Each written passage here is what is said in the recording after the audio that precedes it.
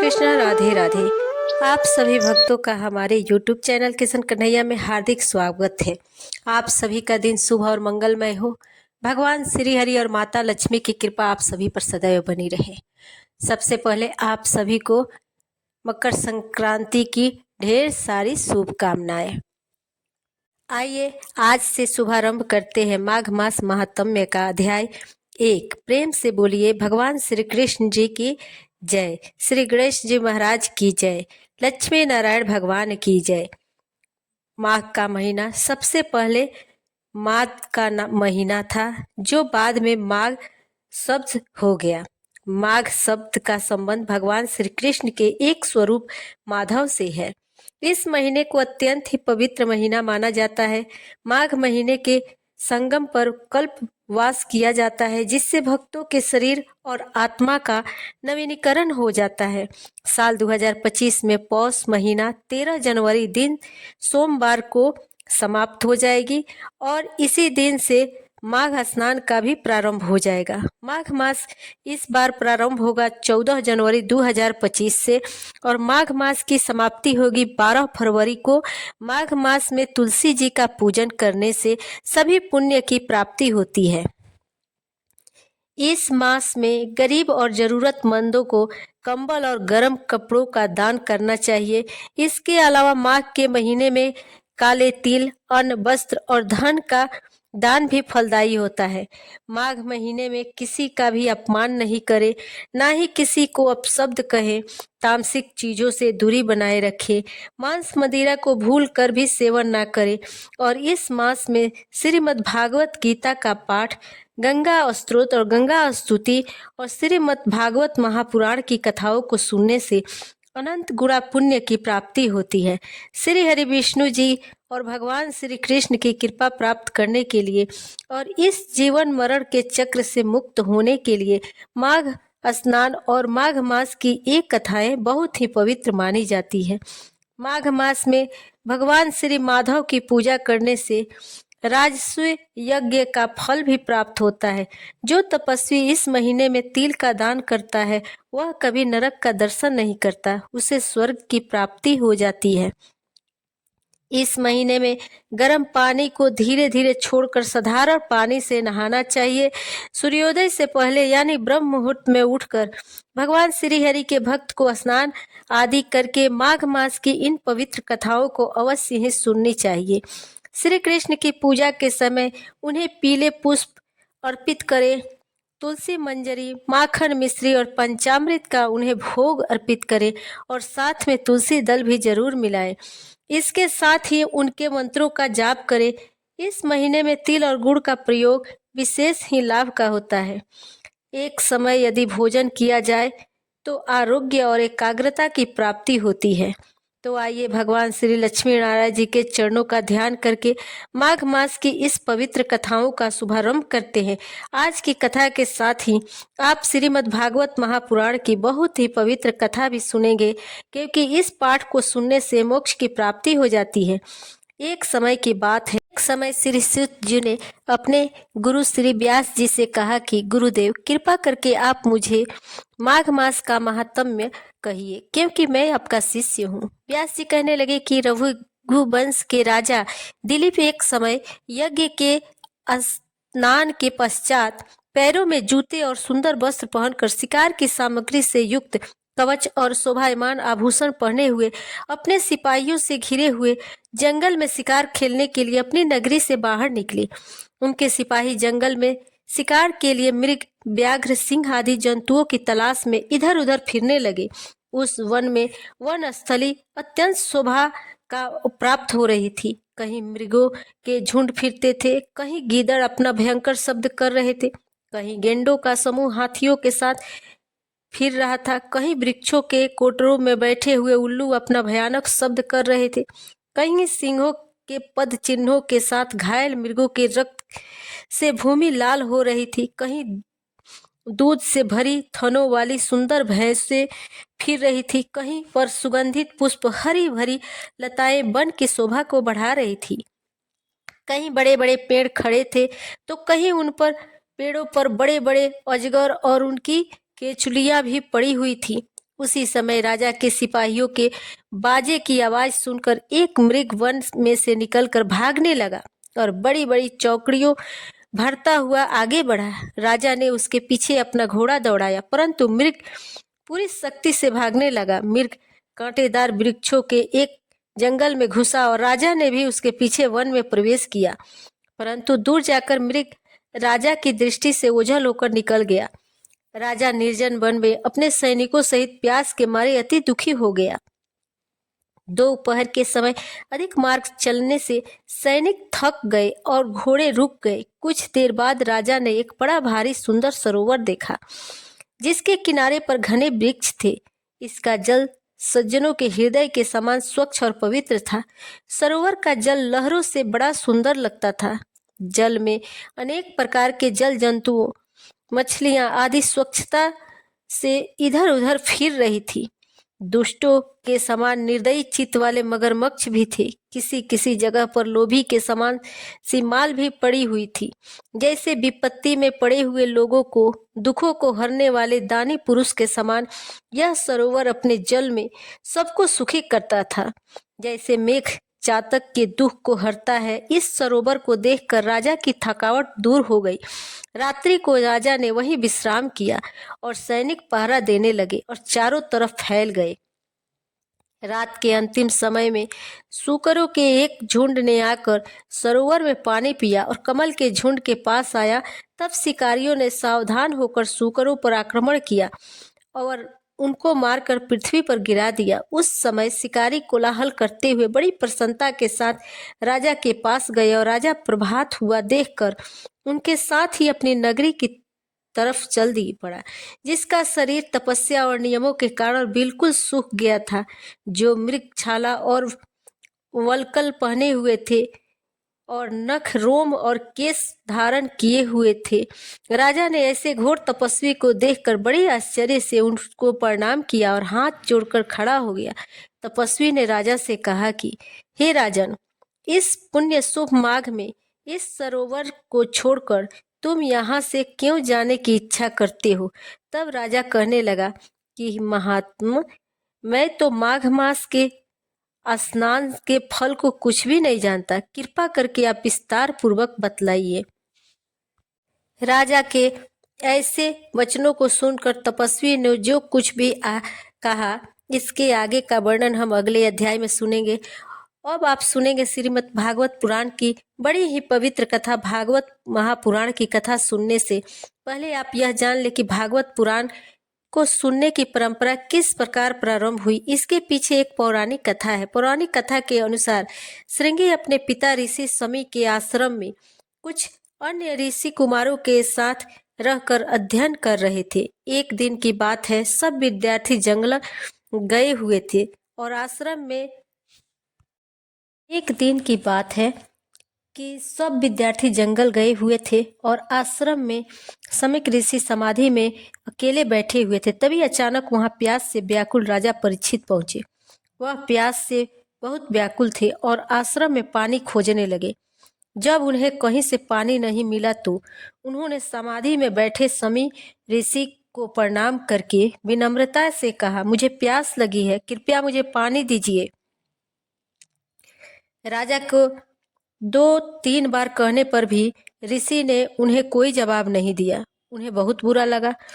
तो उन्हें लगा कि ऋषि ध्यान का ढोंग कर रहे हैं। क्रोध में आकर राजा परीक्षित ने एक मरा हुआ सांप उठाकर ऋषि के गले में डाल दिया और वहां से चले गए। परंतु उन्हें आश्रम से जाते हुए एक ऋषि कुमार ने देख लिया और जाकर श्रृंगी को इस बारे में खबर दी। सभी राजा के स्वागत के लिए आश्रम पहुंचे, परंतु जब तक सब पहुंचे राजा वहां से जा चुके थे और ध्यान में बैठे समी ऋषि के गले में मरा सांप पड़ा था।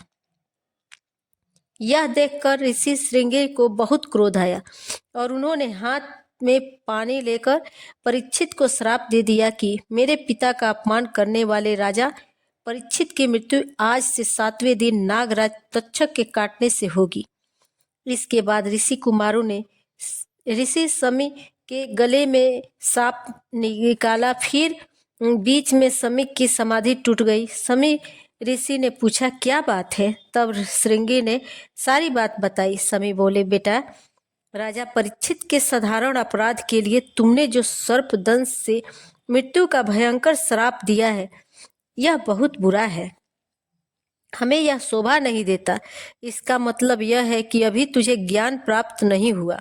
अब तू भगवान की शरण जा और अपने अपराध की क्षमा मांग। राजा परीक्षित को राजभवन पहुंचते पहुंचते अपनी गलती का एहसास हो चुका था। थोड़ी देर के बाद समी ऋषि का एक शिष्य राजा परीक्षित के पास पहुंचा और उसने कहा, राजन, ब्रह्म समाधि में लीन समी ऋषि की ओर से आपका उचित सत्कार नहीं हो पाया, जिसका उन्हें बहुत दुख है। किंतु आपने बिना सोचे समझे जो मरे सांप को उनके गले में डाल दिया। इस कारण उनके पुत्र श्रृंगी ने आपको आज से 7वें दिन सांप के काटने से मृत्यु का शाप दे दिया है, जो असत्य नहीं होगा। इसलिए आप मेरी बात माने तो 7 दिन तक अपना पूरा समय ईश्वर चिंतन में लगाएं, ताकि आपको मोक्ष की प्राप्ति हो। यह सुनकर राजा को संतोष हुआ कि मेरे द्वारा किए गए अपराध के लिए मुझे उचित दंड मिलेगा। इसके बाद राजा परीक्षित व्यास पुत्र सुखदेव मुनि के पास गए और उन्हें भागवत कथा सुनाने के लिए कहा। सुखदेव जी ने परीक्षित को 7 दिन भागवत कथा सुनाई। इस प्रकार कहा जाता है कि तभी से श्रीमद् भागवत पुराण सप्ताह सुनने की परंपरा प्रारंभ हुई। तो आइए शुभारंभ करते हैं श्रीमद् भागवत पुराण की कथा के अध्याय 1। देवर्षि नारद की भक्ति से भेंट है में सच्चिदानंद स्वरूप भगवान श्री कृष्ण को हम नमस्कार करते हैं, जो जगत की उत्पत्ति, स्थिति और विनाश के हेतु तथा आध्यात्मिक और दैविक और आदि भौतिक तीनों प्रकार के ताप का नाश करने वाले हैं। जिस समय श्री सुखदेव जी का यज्ञोपवीत संस्कार भी नहीं हुआ था तथा लौकिक वैदिक कर्मों के अनुष्ठान का अवसर भी नहीं आया था, तभी उन्हें अकेले ही संन्यास लेने के लिए घर से जाते देखकर उनके पिता व्यास जी विरह से कातर होकर पुकारने लगे, बेटा, बेटा, तुम कहाँ जा रहे हो? उस समय वृक्षों ने तन्मय होने के कारण श्री सुखदेव जी की ओर से उत्तर दिया था, ऐसे सर्वभूत हृदय स्वरूप श्री सुखदेव मुनि को मैं नमस्कार करता हूँ। एक बार भागवत कथा अमृत का रसास्वादन करने में कुशल मुनिवर शौनक जी ने नैमिषारण्य क्षेत्र में विराजमान महामती सूत जी को नमस्कार करके उनसे पूछा, सूत जी, आपका ज्ञान अज्ञान अंधकार को नष्ट करने के लिए करोड़ों सूर्यों के समान है। आप हमारे कानों के लिए रसायन अमृत स्वरूप सार गर्भित कथा कहिए। भक्ति, ज्ञान और वैराग्य से प्राप्त होने वाले महान विवेक की वृद्धि किस प्रकार होती है तथा वैष्णव लोग किस तरह इस माया मोह से अपना पीछा छुड़ाते हैं। इस कली काल में जीव प्रायः आसुरी स्वभाव के हो गए हैं। विविध क्लेशों से आक्रांत इस जीवों को शुद्ध बनाने का सर्वश्रेष्ठ उपाय क्या है? सूत जी, आप हमें कोई ऐसा शाश्वत साधन बतलाइए जो सबसे अधिक कल्याणकारी तथा पवित्र करने वाले में भी पवित्र हो, जो भगवान श्री कृष्ण की प्राप्ति करा दे। चिंतामणि केवल लौकिक सुख दे सकती है और कल्प वृक्ष अधिक से अधिक स्वर्गीय संपत्ति दे सकता है, परंतु गुरुदेव प्रसन्न होकर भगवान का योगी दुर्लभ नित्य वैकुंठ धाम दे देते हैं। सूत जी ने कहा, शौनक जी, तुम्हारे हृदय में भगवान का प्रेम है, इसलिए मैं विचार कर तुम्हें संपूर्ण सिद्धांतों का निष्कर्ष सुनाता हूँ, जो जन्म मृत्यु के भय का नाश कर देता है, जो भक्ति के प्रवाह को बढ़ाता है और भगवान श्री कृष्ण की प्रसन्नता का प्रधान कारण है। मैं तुम्हें वह साधन बतलाता हूँ, उसे सावधान होकर सुनो। श्री सुखदेव जी ने कलि युग में जीवों के काल रूपी सर्प के मुख ग्रास होने के त्रास का अत्यंतिक नाश करने के लिए श्रीमद् भागवत शास्त्र का प्रवचन किया है। मन की शुद्धि के लिए इससे बाहर कोई साधन नहीं है। जब मनुष्य के जन्म जन्मांतर का पुण्य उदय होता है, तभी उसे इस भागवत शास्त्र की प्राप्ति होती है।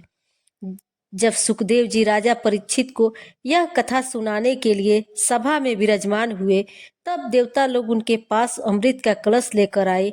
देवता अपना काम बनाने में बड़े कुशल होते हैं, अतः यहाँ भी सबने सुखदेव मुनि को नमस्कार करके कहा, आप यह अमृत लेकर बदले में हमें कथा अमृत दान दीजिए।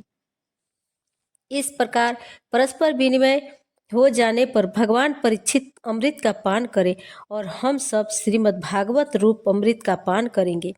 इस संसार में कहाँ कांच और कहाँ महामूल्य मणि तथा कहाँ सुधा और कहाँ कथा। श्री सुखदेव जी उस समय देवताओं की हंसी उड़ा दी। उन्होंने भक्ति शून्य जानकर कथा अमृत दान नहीं किया। इस प्रकार यह श्रीमद् भागवत की कथा देवताओं को भी दुर्लभ है। पूर्व काल में श्रीमद् भागवत के श्रवण से ही राजा परीक्षित की मुक्ति देखकर ब्रह्मा जी को बड़ा आश्चर्य हुआ था। उन्होंने सत्य लोक में तराजू बांधकर सब साधनों को तौला। अन्य सभी साधन तौलने में हल्के पड़ गए। अपने महत्व के कारण भागवत ही सबसे भारी रहा। यह देखकर सभी ऋषियों को विस्मय हुआ। उन्होंने कलयुग में इस भागवत शास्त्र को ही पढ़ने सुनने से तत्काल मोक्ष देने वाला निश्चय किया। सप्ताह विधि से श्रवण करने पर यह निश्चय भक्ति प्रदान करता है। पूर्व काल में इसे दयापरायण सनकादि ने देवर्षि नारद को सुनाया था। यद्यपि देवर्षि पहले ब्रह्मा जी के मुख से इसे श्रवण कर लिया था, तथापि सप्ताह श्रवण की विधि तो उन्हें सनकादि ने ही बताई थी। शौनक जी ने पूछा, संसारिक प्रपंच से मुक्त एवं विचारशील नारद जी का सनकादि के साथ संयोग कहाँ हुआ और विधि विधान के श्रवण उनकी प्रीति कैसे हुई? सूत जी ने कहा, अब मैं तुम्हें वह भक्तिपूर्ण कथा सुनाता हूँ जो श्री सुखदेव जी ने मुझे अपना अन्य शिष्य जानकर एकांत में सुनाया था। एक दिन विशालापुरी में वे चारों निर्मल ऋषि सत्संग के लिए आए। वहां उन्होंने नारद जी को देखा।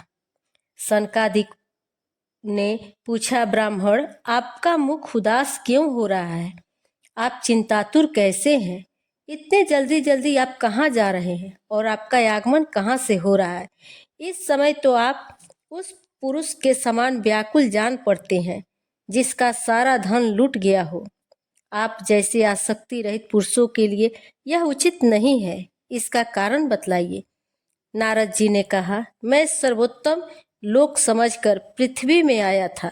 यहाँ पुष्कर, प्रयाग, काशी, गोदावरी, हरिद्वार, कुरुक्षेत्र, श्रीरंग और सेतुबंध आदि कई तीर्थों में मैं इधर उधर विचरता रहा, किंतु मुझे कहीं भी मन को संतोष देने वाली शांति नहीं मिली। इस समय अधर्म के सहायक कलियुग ने सारी पृथ्वी को पीड़ित कर रखा है। अब यहाँ सत्य, तप, शौच, दया, दान आदि कुछ भी नहीं है। बेचारे जीव केवल अपना पेट पालने में लगे हुए हैं। वे असत्यभाषी, आलसी, मंदबुद्धि, भाग्यहीन, उपद्रवग्रस्त हो गए हैं। जो साधु संत कहे जाते हैं वे पूरे पाखंडी हो गए हैं। देखने में तो वे विरक्त हैं, किंतु स्त्री, धन आदि सभी का परिग्रह करते हैं। घरों में स्त्रियों का राज है। साले सलाहकार बने हुए हैं। लोभ से लोग कन्या विक्रय करते हैं और स्त्री पुरुषों में कलह मचा रहता है। महात्माओं के आश्रम, तीर्थ और नदियों पर यवनों अधिकार हो गया है। उन दुष्टों ने बहुत से देवालय भी नष्ट कर दिए हैं। इस समय यहाँ न कोई योगी है, न सिद्ध है, न ज्ञानी है और न सत्कर्म करने वाला ही है। सारे साधन इस समय कली रूप दवा नल से जलकर भस्म हो गए हैं। इस कलियुग में सभी देशवासी बाजारों में अन्न बेचने लगे हैं। ब्राह्मण लोग पैसा लेकर वेद पढ़ाते हैं और स्त्रियां वेश्यावृत्ति से निर्वाह करने लगी है। इस तरह कलियुग के दोष देखना और पृथ्वी पर विचरता हुआ मैं यमुना जी के तट पहुंचा, जहां भगवान श्री कृष्ण की अनेकों लीलाएं हो चुकी है। मुनिवरों, सुनिए, वहां मैंने एक बड़ा आश्चर्य देखा। वहां एक युवती स्त्री खिन्न मन से बैठी थी उसके पास दो वृद्ध पुरुष अचेत अवस्था में पड़े जोर जोर से सांस ले रहे थे। वह तरुणी उनकी सेवा करती हुई कभी उन्हें चेत कराने का प्रयत्न करती, कभी उनके आगे रोने लगती थी। वह अपने शरीर के रक्षक परमात्मा को दसों दिशाओं में देख रही थी। उसके चारों ओर सैकड़ों स्त्रियां उसे पंखा झल रही थी और बार बार समझाती जाती थी। दूर से यह सब चरित्र देखकर मैं कुतूहल वर्ष उसके पास चला गया। मुझे देखकर वह युवती खड़ी हो गई और व्याकुल होकर कहने लगी, महात्मा जी, क्षण भर ठहर जाइए और मेरी चिंता भी नष्ट कर दीजिए।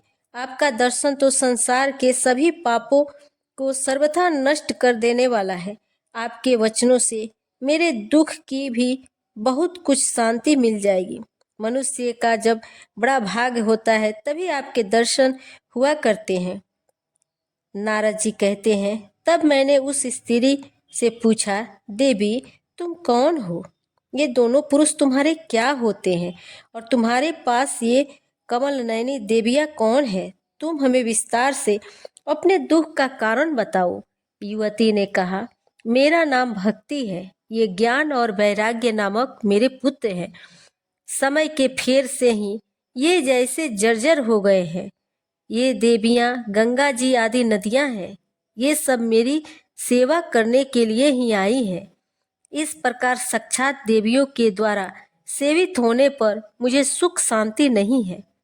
तपोधन, आप ध्यान देकर मेरा वृत्तांत सुनिए। मेरी कथा वैसे तो प्रसिद्ध है, फिर भी उसे सुनकर आप मुझे शांति प्रदान करें। मैं द्रविड़ देश में उत्पन्न हुई, कर्नाटक में बढ़ी, कहीं कहीं महाराष्ट्र में सम्मानित हुई, किंतु गुजरात में मुझको बुढ़ापे ने आ घेरा। वहाँ घोर कलयुग के प्रभाव से पाखंडियों ने मुझे अंग भंग कर दिया। चिरकाल तक यह अवस्था रहने के कारण मैं अपने पुत्रों के साथ दुर्बल और निस्तेज हो गई। अब जब से मैं वृंदावन आई तब से पुनः परम सुंदरी स्वरूपवती नव युवती हो गई हूँ। किंतु सामने पड़े हुए ये दोनों मेरे पुत्र थके मांदे दुखी हो रहे हैं। अब मैं यह स्थान छोड़कर अन्यत्र जाना चाहती हूँ। ये दोनों बूढ़े हो गए हैं, इसी दुख से मैं दुखी हूँ। मैं तरुणी क्यों और ये दोनों मेरे पुत्र बूढ़े क्यों?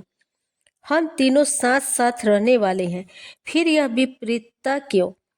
होना तो यह चाहिए कि माता बूढ़ी हो और पुत्र तरुण।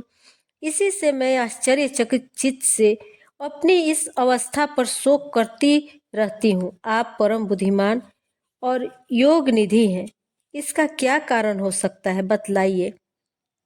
नारद जी ने कहा, साध्वी, मैं अपने हृदय में ज्ञान दृष्टि से तुम्हारे संपूर्ण दुख का कारण देखता हूँ। तुम्हें विषाद नहीं करना चाहिए, श्री हरि तुम्हारा कल्याण करेंगे। सूत जी कहते हैं, मुनिवर नारद जी ने एक क्षण में ही उनका कारण जानकर कहा, देवी सावधान होकर सुनो, यह दारुण कलयुग है। इसी से इस समय सदाचार, योग मार्ग और तप आदि सभी लुप्त हो गए हैं। लोग सठता और दुष्कर्म में लगकर आधा सूर बन रहे हैं। संसार में जहाँ देखो वहीं सत्पुरुष दुख से गलान है और दुष्ट सुखी हो रहे हैं। इस समय जिस बुद्धिमान पुरुष का धैर्य बना रहे वही बड़ा ज्ञानी और पंडित है। पृथ्वी क्रमशः प्रतिवर्ष शेष जी के लिए भार रूप होती जा रही है। अब यह छूने योग्य तो क्या, देखने योग्य भी नहीं रह गई और न इससे कहीं मंगल ही दिखाई देता है। अब किसी को पुत्रों के साथ तुम्हारा दर्शन भी नहीं होता। विषयानुराग के कारण अंधे बने हुए जीवों से अपेक्षित होकर तुम जर्जर हो रही हो। वृंदावन के संजोग से तुम फिर नवीन तरुणी हो गई हो। अतः यह वृंदावन धाम धन्य है, जहाँ भक्त सर्वत नित्य कर रही है। परंतु तुम्हारे इन दोनों पुत्रों का यहाँ कोई ग्राहक नहीं है, इसलिए इनका बुढ़ापा नहीं छूट रहा है। यहाँ इनको कुछ आत्म सुख की प्राप्ति होने के कारण ये सोते से जान पड़ते हैं। भक्ति ने कहा, राजा परीक्षित ने इस पापी कलियुग को क्यों रहने दिया? इसके आते ही सब वस्तुओं का सार न जाने कहाँ चला गया। करुणामय श्री हरि से भी यह धर्म कैसे देखा जाता है? मुनि, मेरा यह संदेह दूर कीजिए। आपके वचनों से मुझे बड़ी शांति मिली। नारद जी बोले, यदि तुमने पूछा है तो प्रेम से सुनो। कल्याणी, मैं तुम्हें सब बताऊंगा और तुम्हारा दुख दूर हो जाएगा। जिस समय भगवान श्री कृष्ण इस भूलोक को छोड़कर अपने परम धाम को पधारे, उसी दिन से यहाँ संपूर्ण साधनों में बाधा डालने वाला कलयुग आ गया। दिग्विजय के समय राजा परीक्षित की दृष्टि पड़ने पर कलयुग दीन के समान उनकी शरण में गया। ब्रह्मर के समान सारग्राही राजा ने यह निश्चय किया कि इसका वध मुझे नहीं करना चाहिए, क्योंकि जो फल तपस्या, योग और समाधि से भी नहीं मिलता, कलियुग में वही फल श्री हरि कीर्तन से ही भली भांति मिल जाता है। इस प्रकार सारहीन होने पर भी इसे इस एक ही दृष्टि से सारयुक्त देखकर उन्होंने कलियुग में उत्पन्न होने वाले जीवों के मुख सुख के लिए ही इसे रहने दिया। इस समय लोगों के कर्म में प्रवृत्त होने के कारण सभी वस्तुओं का सार निकल गया है और पृथ्वी सारे पदार्थ बीजहीन भूसी के समान हो गए हैं। ब्राह्मण केवल अन्न धन आदि के लोभ वश घर घर और जन जन को भागवत की कथा सुनाने लगे हैं। इसलिए कथा का सार चला गया। तीर्थों में नाना प्रकार के अत्यंत घोर कर्म करने वाले नास्तिक और नारकी पुरुष भी रहने लगे। इसलिए तीर्थों का भी प्रभाव जाता रहा। जिनका चित्त निरंतर काम, क्रोध, महान लोभ और तृष्णा से तपता रहता है, वे भी तपस्या का ढोंग करने लगे हैं। इसलिए तप का भी सार निकल गया। मन पर काबू न होने के कारण तथा लोभ, दंभ और पाखंड का आश्रय लेने के कारण और शास्त्र अभ्यास न करने से ध्यान योग का फल मिट गया। पंडितों की यह दशा है कि वे अपना स्त्रियों के साथ भैंसों की तरह रमण करते हैं। उनमें संतान पैदा करने की ही कुशलता पाई जाती है। मुक्ति साधन में वे सर्वथा अकुशल संप्रदाय अनुसार प्राप्त हुई वैष्णवता भी कहीं देखने में नहीं आती। इस प्रकार जगह जगह सभी वस्तुओं का सार लुप्त हो गया है। यह तो इस युग का स्वभाव ही है, इसमें किसी का दोष नहीं है। इसी से पुंडरीकाक्ष भगवान बहुत समीप रहते हुए भी यह सब सह रहे हैं। सौनक जी, इस प्रकार देवर्षि नारद के वचन सुनकर भक्ति को बड़ा आश्चर्य हुआ। फिर उसने जो कुछ कहा उसे सुनिए। भक्ति ने कहा, देवर्षि आप धन्य हैं। मेरा बड़ा सौभाग्य था जो आपका समागम हुआ। संसार में साधुओं का दर्शन ही समस्त सिद्धियों का परम कल्याण कारण है।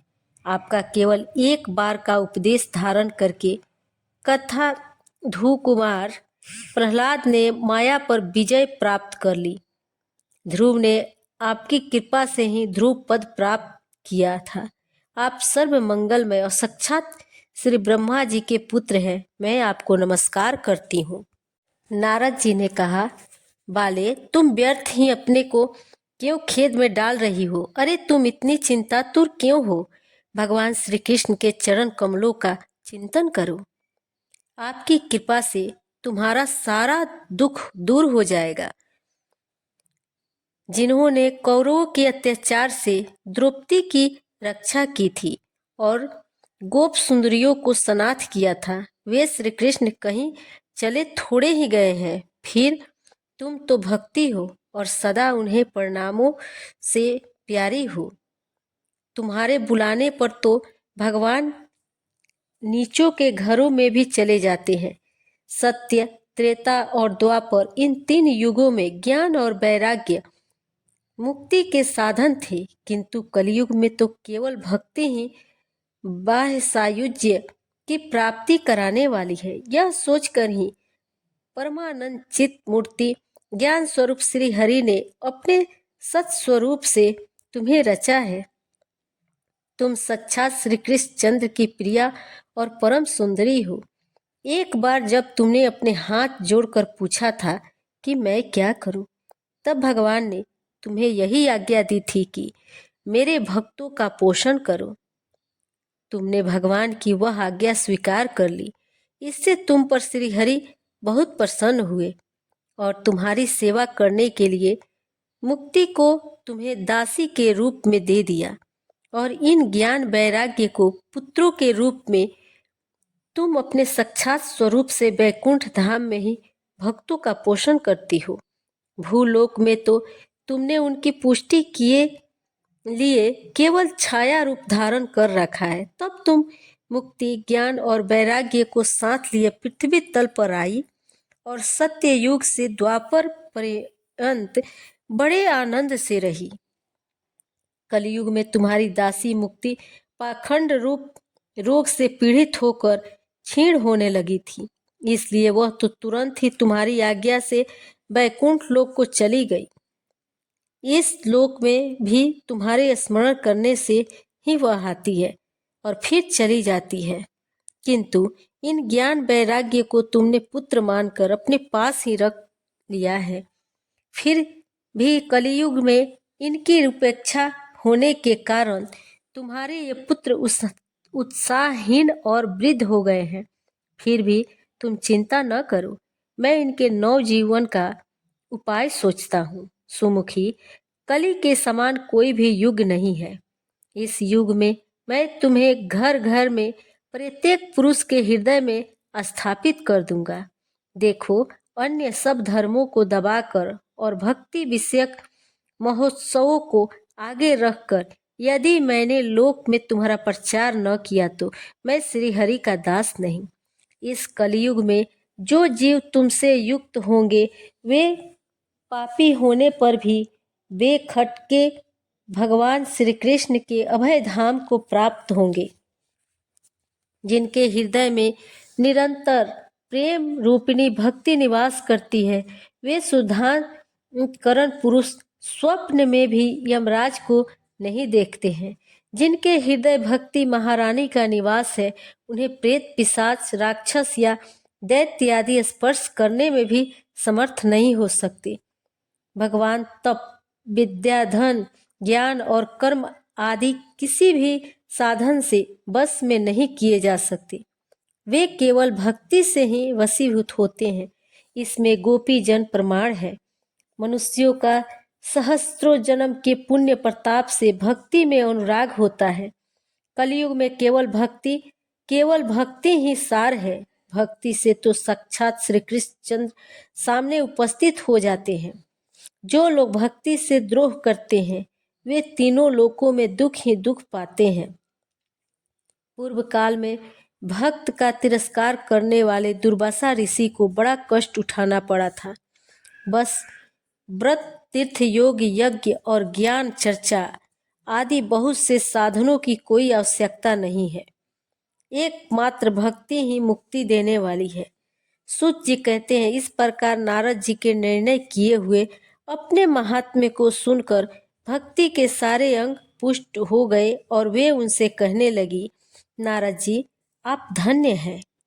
आपकी मुझ में निश्चल प्रीति है। मैं सदा आपके हृदय में रहूंगी, कभी आपको छोड़कर नहीं जाऊंगी।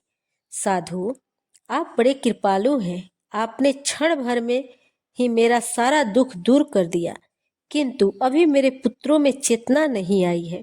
आप इन्हें शीघ्र ही सचेत कर दीजिए। भक्ति के यह वचन सुनकर नारद जी की बड़ी करुणा आई और वे उन्हें हाथ से हिला डुलाकर जगाने लगे। भक्ति उनके कान के पास मुंह लगाकर जोर से कहा, ओ ज्ञान, जल्दी जग पड़ो। ओ वैराग्य, जल्दी जग पड़ो। फिर भी उन्होंने वेद ध्वनि, वेदांत घोष और बार बार गीता पाठ करके उन्हें जगाया।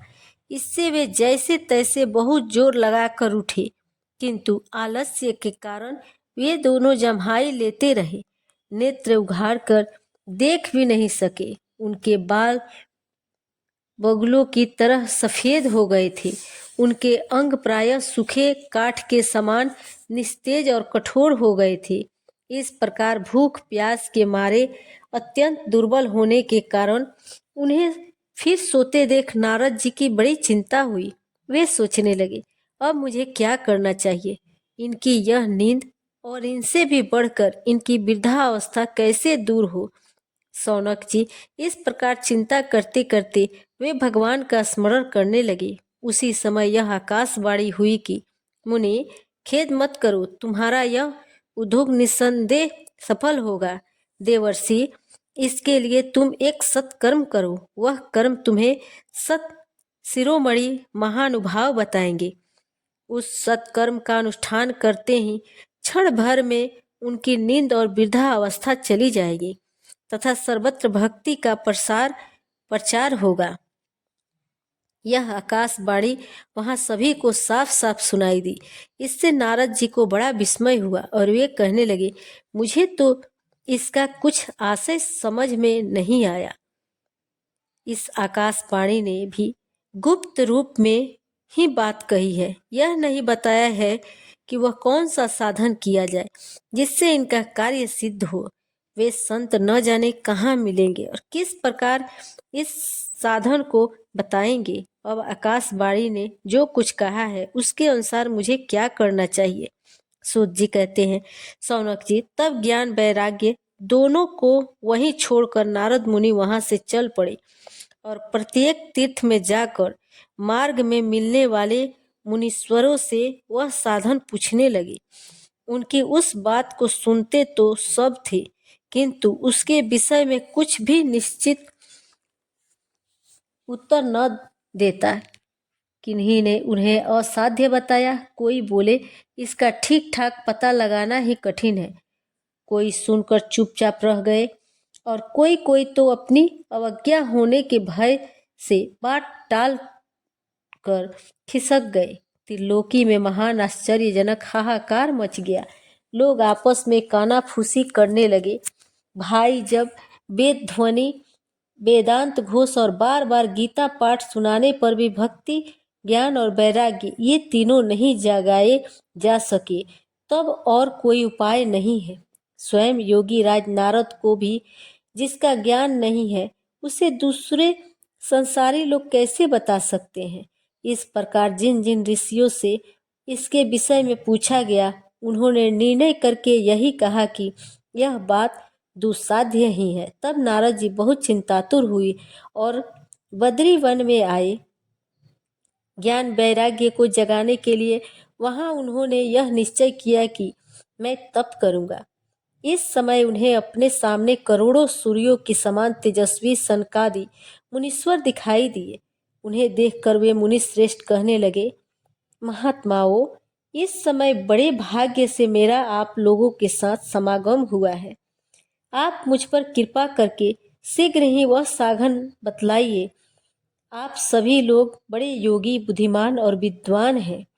आप देखने में 5-5 वर्ष के बालक से जान पड़ते हैं, किंतु पूर्वजों के भी पूर्वज आप लोग सदा वैकुंठ धाम में निवास करते हैं, निरंतर हरि कीर्तन में तत्पर रहते हैं, भागवत लीला अमृत का रसास्वादन कर सदा उसी में वो अनुमद रहते हैं और एकमात्र भागवत कथा ही आपके जीवन का आधार है।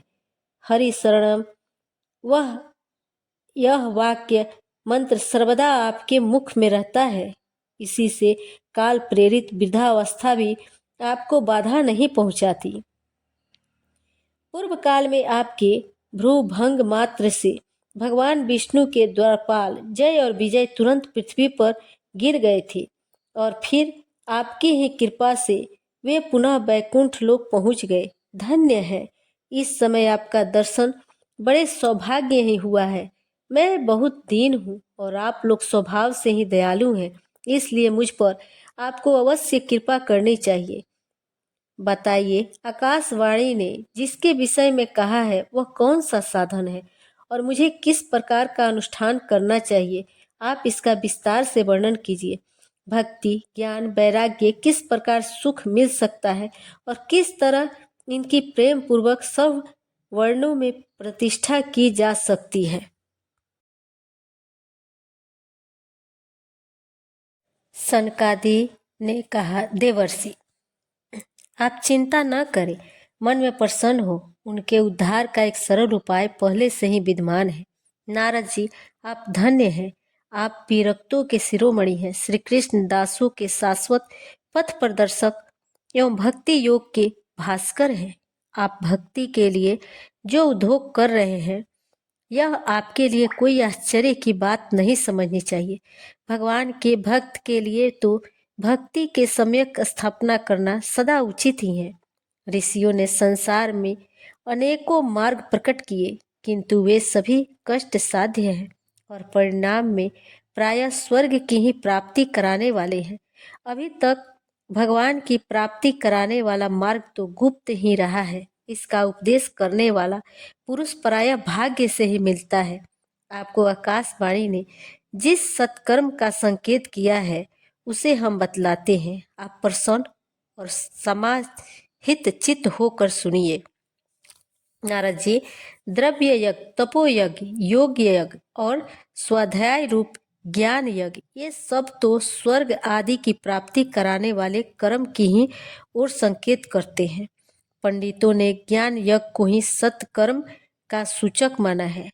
वह श्रीमद् भागवत का पारायण है, जिसका गान शुकादि महानुभावों ने किया है।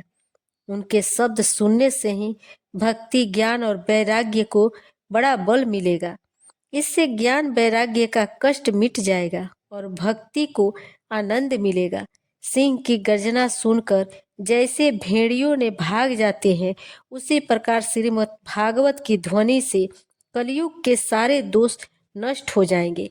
तब प्रेम रस प्रवाहित करने वाली भक्ति, ज्ञान और वैराग्य को साथ लेकर प्रत्येक घर और व्यक्ति के हृदय क्रीड़ा करेगी।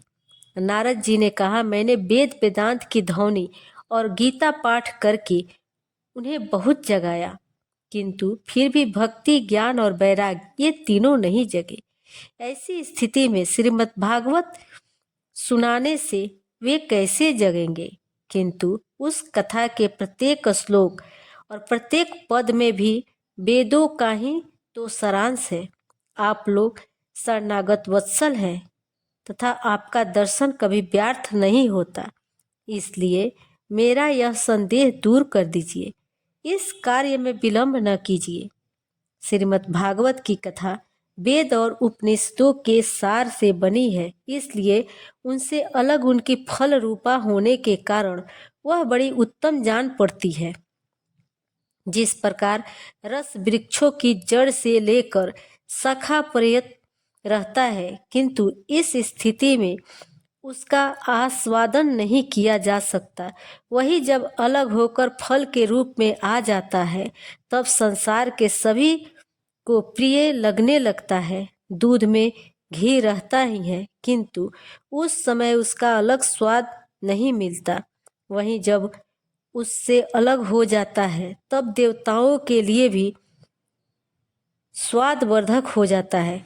खाड़ ईख के और छोर और बीच में भी व्याप्त रहती है, तथापि अलग होने पर उसकी ओर से ही मिठास होती है।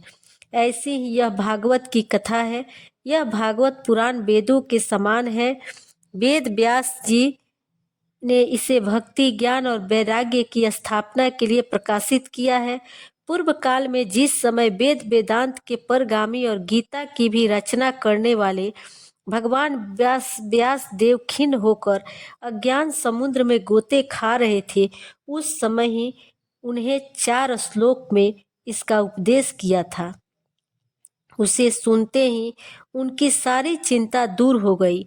फिर इससे आपको आश्चर्य क्यों हो रहा है? जो आप इससे प्रसन्न कर रहे हैं, आपको उन्हें शोक और दुख का नाश करने वाला श्रीमद् भागवत पुराण ही सुनना चाहिए। महानुभावों, आपका दर्शन जीव के संपूर्ण पापों को तत्काल नष्ट कर देता है और जो संसार दुख रूप दावानल से तपे हुए उन पर शीघ्र ही शांति की वर्षा होती है। आप निरंतर शेष जी के सहस्त्र मुखों से गाए हुए भागवत कथा अमृत का ही पान करते रहते हैं। मैं प्रेम लक्षणा भक्ति का प्रकाश करने के उद्देश्य से आपकी शरण लेता हूँ। जब अनेकों जन्मों के संचित पुण्य पुंज उदय होने से मनुष्यों को सत्संग मिलता है, तब वह अज्ञान जनित मोह और मद रूप अंधकार नाश करके विवेक उदय होता है। श्रीमद् भागवत महापुराण का अध्याय संपूर्ण हुआ। अब आप सुनिए विष्णु चालीसा का पाठ। विष्णु सुनिए विनय सेवक की चितलाए, कीरत कुछ वर्णन करूं, दीजिए ज्ञान बताए। नमो विष्णु भगवान खरारी, कष्ट नसावन अखिल बिहारी, प्रबल जगत में शक्ति तुम्हारी, त्रिभुवन फैल रही उजियारी। सुंदर रूप मनोहर सूरत, सरल स्वभाव मोहनी मूरत, तन पर पीताम्बर अति सोहत, बैजंती माला मनमोहत, शंख चक्र कर गदा बिराजे, देखत दैत्य असुर खल भांजे, सत्य धर्म मद लोभ न गाजे, काम क्रोध अरु लोभ न छाजे, संत भक्त सज्जन मन रंजन, दनुज असुर दुष्टन दल गंजन, सुख उपजाए कष्ट सब भंजन, दोष मिटाए करत जन संजन, पाप काट भव सिंधु उतारन, कष्ट नाश कर भक्त उबारन, करत अनेक रूप प्रभु धारन, केवल आप भक्ति के कारण, धरनी धेनु वन तुम्हि पुकारा, तब तुम रूप राम को धारा, भार उतार असुर दल मारा, रावण आदि को संहारा, आपन रूप बराह बनाया, हिरण्याक्ष को मार गिराया, धर्म तस्य तन सिंधु मथाया, 14 रत्नन को निकलाया, अमिलख असुरन द्वंद मचाया, रूप मोहनी आप दिखाया, देवन को अमिपान कराया, असुरन को छवि से बहलाया, कुर्म रूप धर सिंधु मझाया, मंद्राचल गिरि तुरंत उठाया, शंकर का तुम फंद छुड़ाया, भस्मासुर को रूप दिखाया, वेदन को जब असुर डुबाया, कर प्रबंध उन्हें ढूंढवाया, मोहित बनकर खलही नचाया, उसही कर से भस्म कराया, असुर जलंधर अति बलदाई, शंकर से उन किन्न लड़ाई, हार पार शिव सकल बनाई, कीन सती से छल खल जाई, सुमिरन किन्न तुम्हें शिवरानी, बतलाई सब विपत कहानी, तब तुम बने मुनीश्वर ज्ञानी, वृंदा की सब सिरत भुलानी, देखा 3 धनुष शैतानी, वृंदा आय तुम्हें लपटानी, हो स्पर्श धर्म क्षतिमानी, हना असुर उर शिव शैतानी, तुम्हें ध्रुव प्रहलाद उबारे, हिरण्याकुश आदि खल मारे, गणिका और अजामिल तारे, बहुत भक्त भव सिंधु उतारे, हरहु सकल संताप हमारे, कृपा करहु हरि सिरजनहारे, देखहु मैं नित तरस तुम्हारे, दीन बंधु भक्तन हितकारे, चहत आपका सेवक दर्शन, करहु दया अपनी मधुसूदन, जानू नहीं योग्य जब पूजन, होय यज्ञ स्तुति अनुमोदन, शील दया संतोष सुलक्षण, विदित नहीं व्रत बोध विलक्षण, करहु आपका किस विधि पूजन, कुमति बिलोक होत दुख भीषण, करऊँ प्रणाम कौन विधि सुमिरन, कौन भांति मैं करऊँ समर्पण, सुर मुनि करत सदा सेवकाई, हर्षित रहत परम गति पाई, दीन दुखीन पर सदा सहाई, निज जन जान लेव अपनाई, पाप दोष संताप नसाओ, भव बंधन से मुक्त कराओ, सुत संपत्ति दे सुख उपजाओ, निज चरणन का दास बनाओ, निगम सदा ये विनय सुनावे, पढ़े सुने सो जन सुख पावे। श्री विष्णु चालीसा समाप्त होती है। प्रेम से बोलिए भगवान विष्णु और माता लक्ष्मी की जय। प्रिय भक्तजनों, माघ मास महात्म्य का अध्याय 1 समाप्त हुआ। आपको आज की कथा पसंद आई हो तो वीडियो को लाइक कीजिएगा, शेयर कीजिएगा। आने पर माघ मास महात्म्य 2 को भी सुनिएगा। चैनल जरूर सब्सक्राइब कीजिएगा। इसी के साथ आज आप हमारे चैनल पर पौष पूर्णिमा की व्रत कथा और श्री सत्यनारायण भगवान की व्रत कथा भी जरूर सुनिएगा। प्रेम से बोलिए भगवान श्री लक्ष्मी नारायण की जय।